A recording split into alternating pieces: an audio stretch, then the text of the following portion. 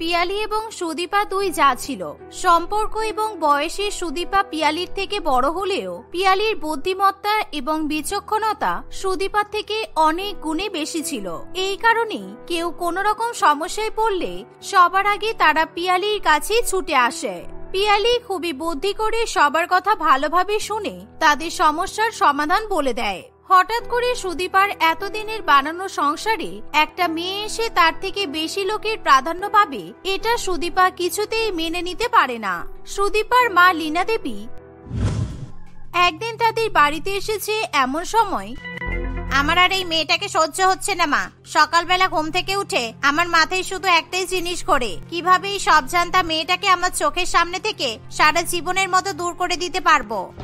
পারবো আবার কি, একটু বুদ্ধি লাগা আর বাড়ি থেকে বের করে দে। তোর সংসারে এসেও ও তোকে এভাবে বিরক্ত করবে, সেটা তো হতে পারে না। আর ওর স্বামী তো এমন কিছু রোজগারও করে না যে ওকে ভয় পেয়ে তোকে দিন কাটাতে হবে। কিন্তু কিভাবে এই বাড়ি থেকে ওকে বের করব কিভাবে?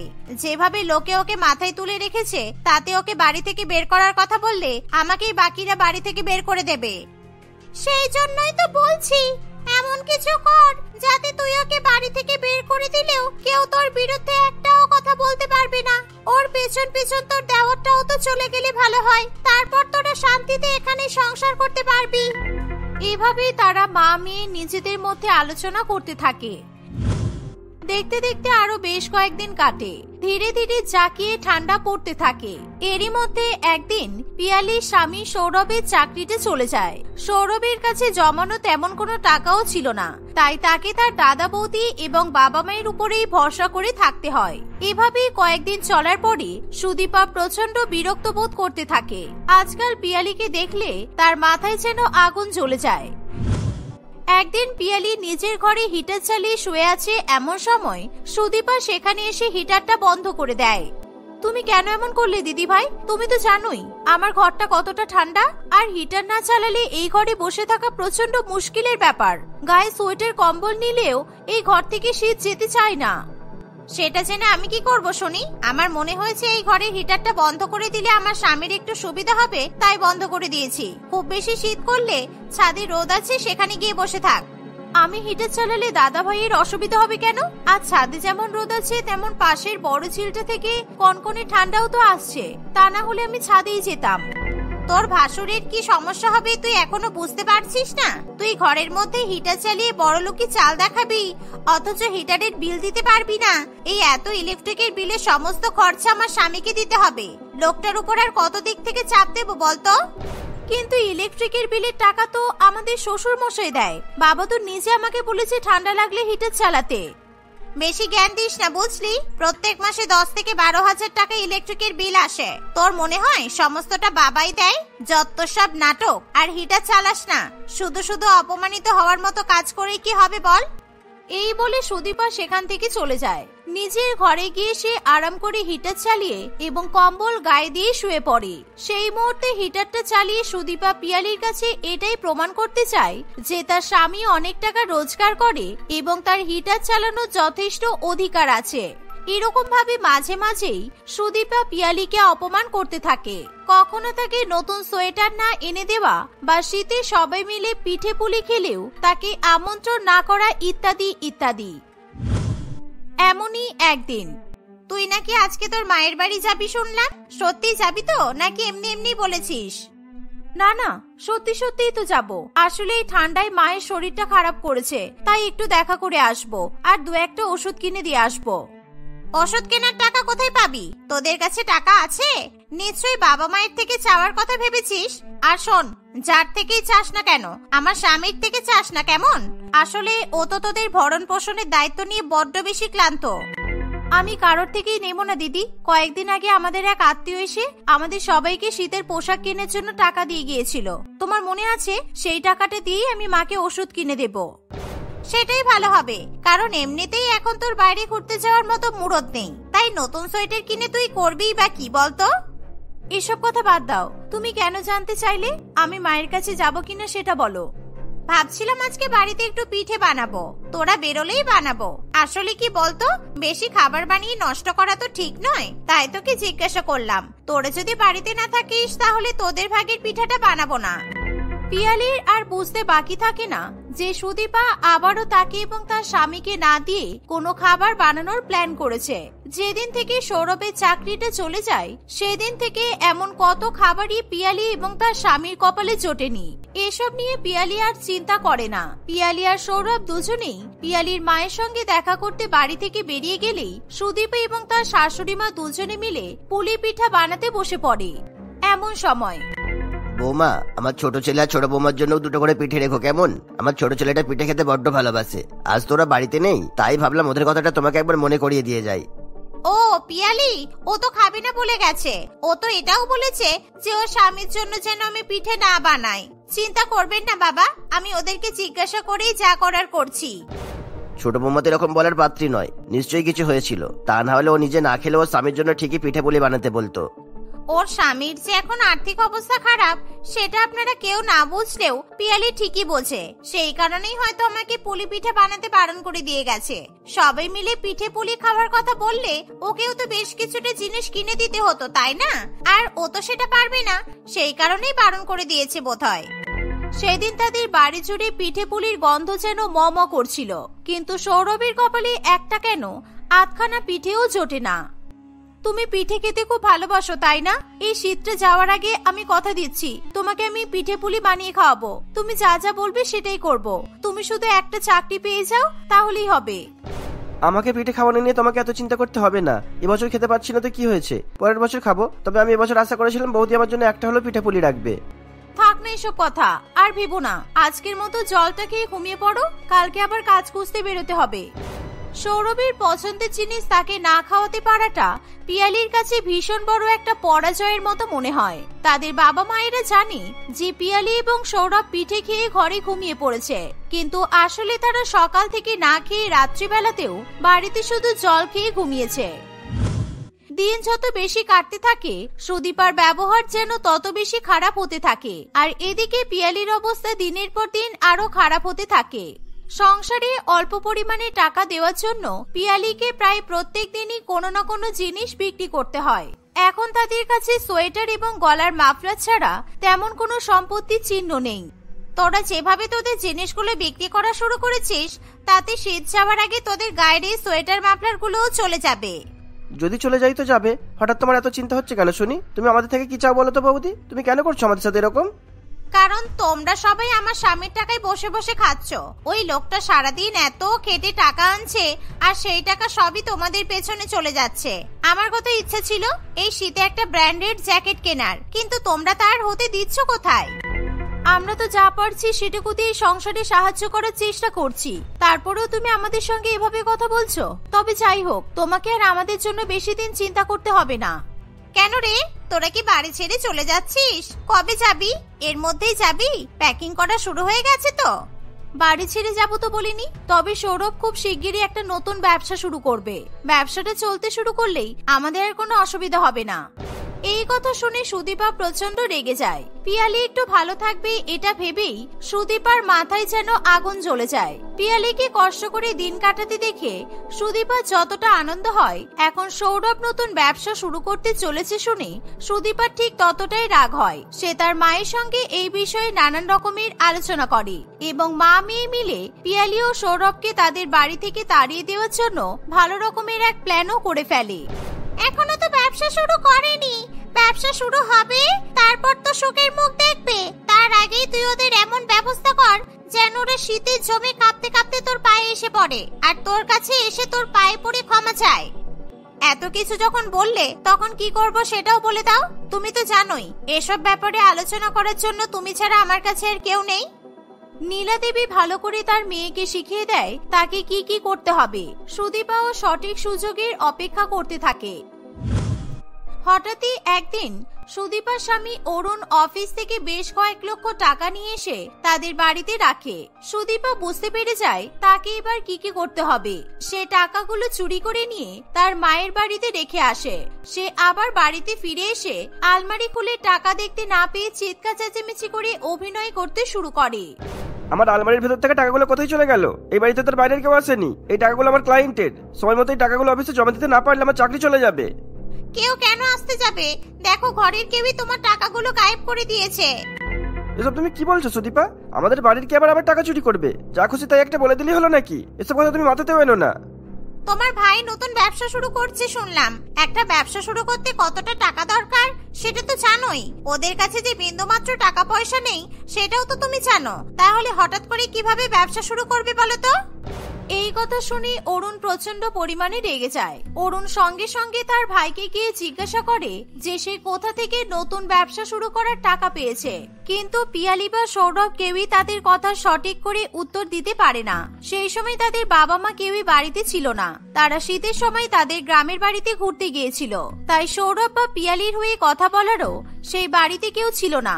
সৌরভ এবং তার স্ত্রীকে চুপ করে থাকতে দেখে অরুণ বুঝতে পেরে যায় যে তার স্ত্রীর বলা কথাটা একেবারে সঠিক। হয়তো সৌরভ এবং পিয়ালি তাদের আলমারি থেকে টাকাটা চুরি করেছে। এমন ভেবেই সে তার ভাই এবং তার স্ত্রীকে বাড়ি থেকে বের করে দেয়। দেখতে দেখতে কয়েকদিন কাটে। একদিন সুদীপা তার মায়ের বাড়িতে যায় টাকাগুলো ফেরত নিতে। মা, এবার টাকাগুলো দিয়ে দাও। অরুণকে দিতে হবে।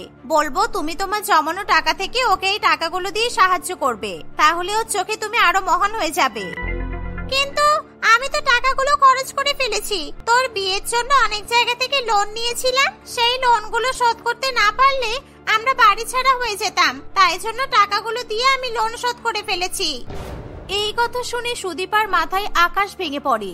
সে একেবারেই বুঝে উঠতে পারে না এবার সে অরুণকে কিভাবে এতগুলো টাকা দেবে। এদিকে অরুণ অফিসে সময় মতো টাকা দিতে না পারায় তার চাকরিটাও চলে যায়। অন্যদিকে পিয়ালি এবং সৌরভ নিজেদের নতুন ব্যবসায় দিনে দ্বিগুণ রাতে 4 গুণ লাভ করতে থাকে। সমরেশ বাবু এবং মিনতি দেবী বাড়িতে ফিরে এসে সবকিছু শুনে প্রচন্ড পরিমাণে অবাক হয়। এত কিছু হয়ে গেল, তোরা একবার আমাকে জানালি না? আমরা এখানে না থাকলেও আমাদের কাছে তো ফোন ছিল। একবার আমাকে জিজ্ঞাসা করতে পারতিস তো যে তোর ভাই টাকাটা কোথা থেকে পেলো। টাকাটা আমি ওকে দিয়েছিলাম আমাদের গ্রামের বাড়ির একটা জমি বিক্রি করে, আর সেই জমির দলিল হস্তান্তর করতে আমরা এতদিন গ্রামে গিয়েছিলাম। তোর ভাই তোর টাকা নেয়নি। তোর স্ত্রীকে জিজ্ঞাসা করতো টাকাগুলো কোথায় গেল। এই শুনে সুদীপা তার সমস্ত দোষ স্বীকার করে নেয়। সে হাত জোড় করে সকলের কাছে বারবার করে ক্ষমা চায়, কিন্তু তখন আর কারোরই কিছু করার থাকে না। অরুণ এবং সুদীপার অবস্থা দিনে দিনে খারাপ থেকে খারাপতর হতে থাকে। যেহেতু অরুণকে চুরির দায়ে অফিস থেকে বের করা হয়েছে, তাই সে আর কোথাও ভালো চাকরিও খুঁজে পায় না। সোনালী তার বর মোহনের সঙ্গে বাস করত। মোহন দিনমজুরের কাজ করত। সোনালী দেখতে ভীষণ সুন্দর ছিল। মোহন যা টাকা ইনকাম করত তাই দিয়ে তাদের খাওয়া পড়ার খরচ চলে যেত ঠিকই, কিন্তু সোনালীর অন্য কোনো ইচ্ছা কিংবা চাহিদা পূরণ হতো না। সোনালী সাজগোজ করতে ভীষণ পছন্দ করত, তাই তার মেকআপ প্রোডাক্টের খুবই প্রয়োজন ছিল। এছাড়াও দামি দামি শাড়ি, জামা, জুতা এগুলো সে ভীষণ পছন্দ করত। সে নিজের চাহিদা পূরণ করার জন্য কাজ করবে বলে ঠিক করেছিল, কিন্তু সে পড়াশোনা না জানায় তার পক্ষে ভালো কোনো কাজ করাও সম্ভবপর ছিল না। শেষ পর্যন্ত সে নন্দিনী নামে এক মহিলার বাড়িতে গিয়ে কাজের কথা বলে। ঠিক আছে, আমি তোমাকে কাজে রাখছি। তোমাকে কি কি করতে হবে আগে শুনে নাও। ঘরে যা যা কাজ আছে সব করতে হবে। ঘর মোছা, বাসন মাজা, জামা কাপড় কাচা, আর সেই সঙ্গে 3 বেলা রান্নাও করতে হবে। তোমাকে আমি এর বদলে 5,000 টাকা দেব, এর বেশি আমি দিতে পারবো না। মাত্র 5,000 টাকা দেবেন? এর বেশি হলে একটু ভালো হতো ম্যাডাম। আচ্ছা ঠিক আছে, কোনো সমস্যা নেই। আপনি একটু দেখুন, আমার হাতের কাজ যদি আপনার পছন্দ হয় তাহলে পরে আবার একটু বেতনটা বাড়িয়ে দেবেন। সোনালী পরের দিন থেকে নন্দিনীর বাড়িতে কাজ করা শুরু করে দেয়। নন্দিনীর স্বামী একজন অনেক বড় বিজনেসম্যান ছিল। সেই সঙ্গে নন্দিনীও একটা বড় মাল্টিন্যাশনাল কোম্পানিতে চাকরি করত। তাদের টাকা পয়সা সম্পত্তির কোনো অভাব ছিল না। তাদের জীবন ছিল খুবই সুখময় এবং আনন্দদায়ক। সোনালী তাদের বাড়িতে বেশ ভালো মতোই কাজ করতে থাকে।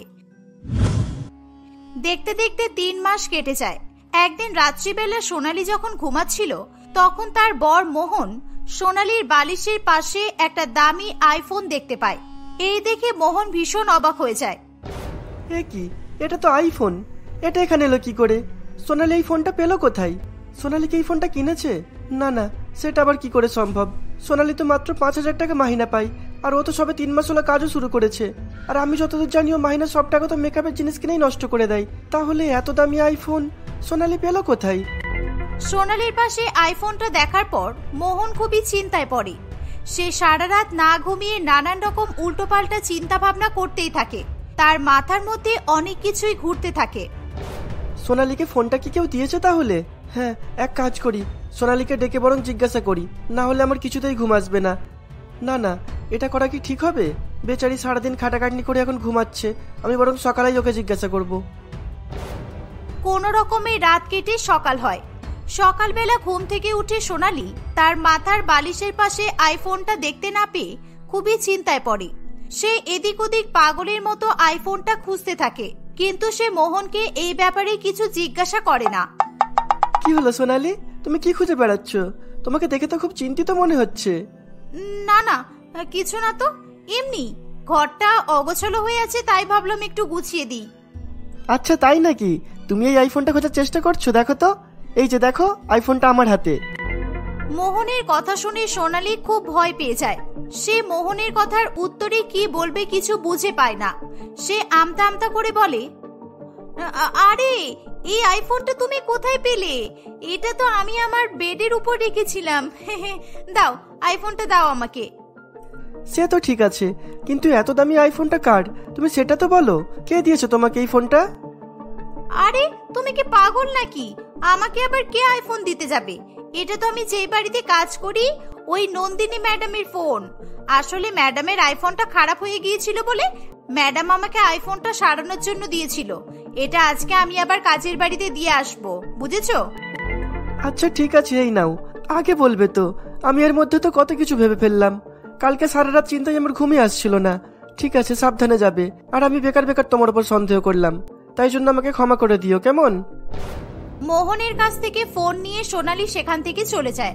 তারপর থেকে মোহন আর কখনোই আইফোনটা সোনালীর কাছে দেখতে পায় না। কয়েকদিন পর সোনালীকে একটি দামি শাড়ি এবং সোনার একটি ভারী নেকলেস পরে থাকতে দেখে মোহন ভীষণ অবাক হয়, কিন্তু সে সোনালীকে কিছু বলে না। কিছুদিন পর সোনালী আবার একটা বড় ডিজিটাল টিভি বাড়িতে নিয়ে আসে।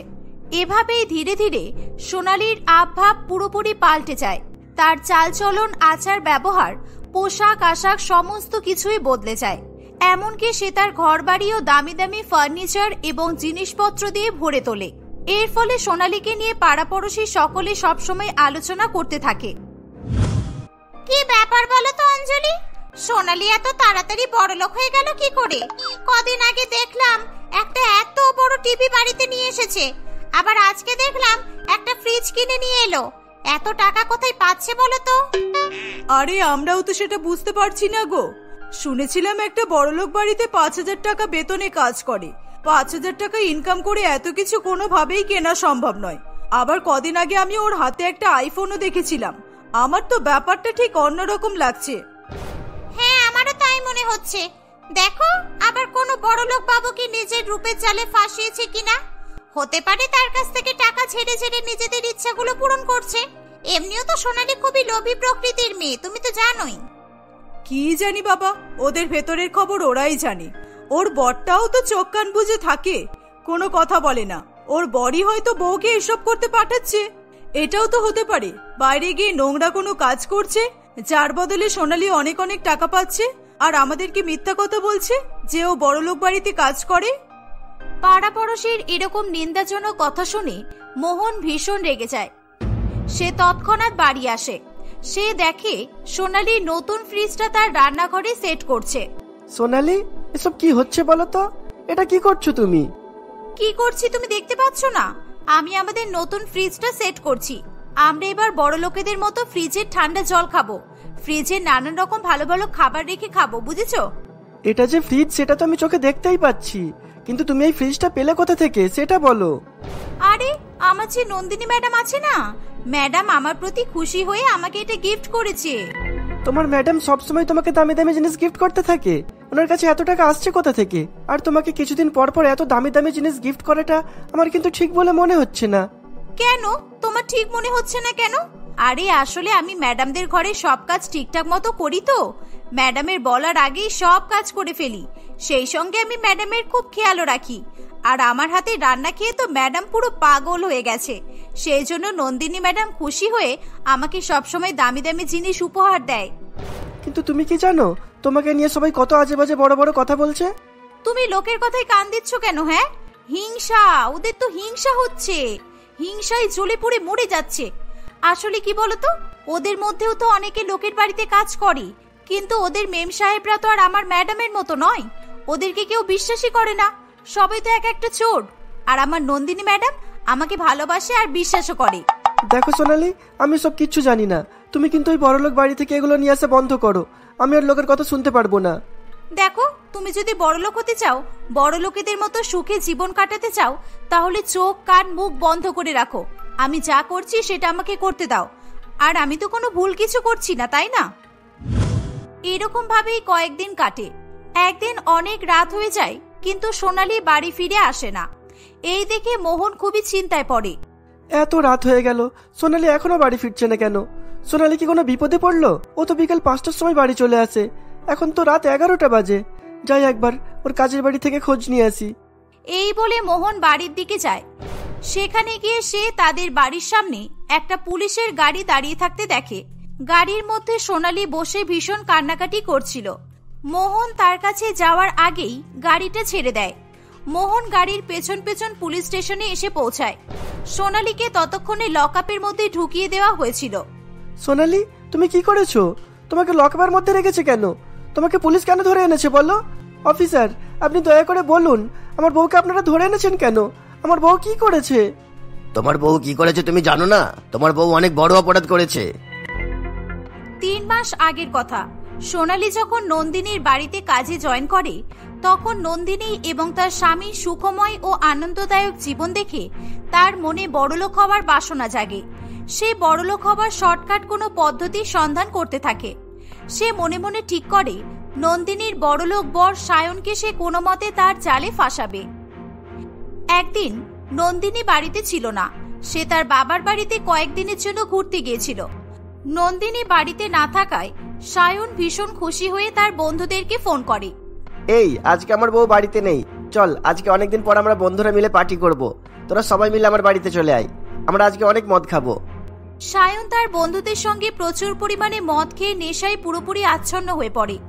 কিছুক্ষণ পর সায়নের বন্ধুরা সেখান থেকে চলে গেলে সোনালী সেখানে আসে। সাহেব, আমাকে ম্যাডাম বলেছিল আপনি বাড়িতে একা আছেন, তাই রাত্রিবেলা রুটি করে দিতে আর আপনাকে খাবারটা দিয়ে যেতে। না না, আমি কিচ্ছু খাবো না, তুমি চলে যাও এখন এখান থেকে, আমার পেট ভর্তি। সোনালী সায়নের কোনো কথা শোনে না। সে জোর করে তাদের বাড়ির মধ্যে ঢুকে রান্নাঘরে চলে যায়।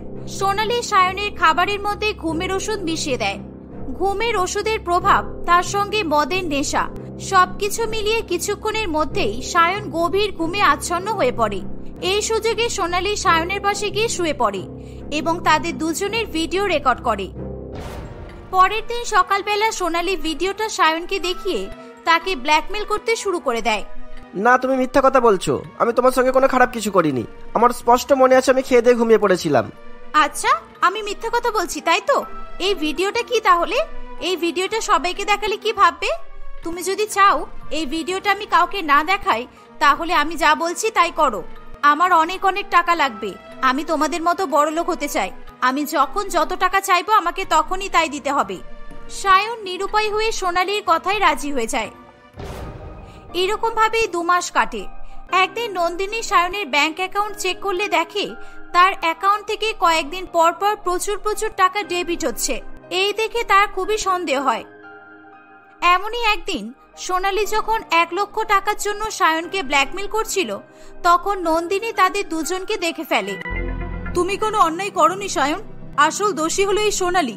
আমি যখন সেদিন বাপের বাড়িতে যাই, তখন আমি সারা বাড়িতে সিসি ক্যামেরা লাগিয়ে গিয়েছিলাম। এটা আমি তোমাকে ইচ্ছা করেই বলিনি, কারণ আমি দেখতে চেয়েছিলাম আমি বাপের বাড়িতে চলে যাওয়ার পর তুমি তোমার বন্ধুদের সঙ্গে মদ খাও কিনা। এই সিসিটিভি ফুটেজ চেক করে আমি দেখতে পেয়েছি যে সোনালী পুরোপুরি তোমাকে ফাঁসানোর চেষ্টা করেছে। তুমি তো এই ব্যাপারটা আমাকে আগে বলতে পারতে। আমি এখনই এই মহিলাকে পুলিশের হাতে তুলে দেব। নন্দিনী পুলিশকে ফোন করে সোনালীকে গ্রেপ্তার করিয়ে দেয়। সোনালী তার ভুলের জন্য আফসোস করতে থাকে। মোহন অনেকবার করে পুলিশকে রিকোয়েস্ট করলেও কোনো মতে পুলিশ সোনালীকে রেহাই করে না। মোহন বাধ্য হয়ে বাড়ি ফিরে যায়। অন্যদিকে সোনালী তার পাপের শাস্তি ভোগ করতে থাকে।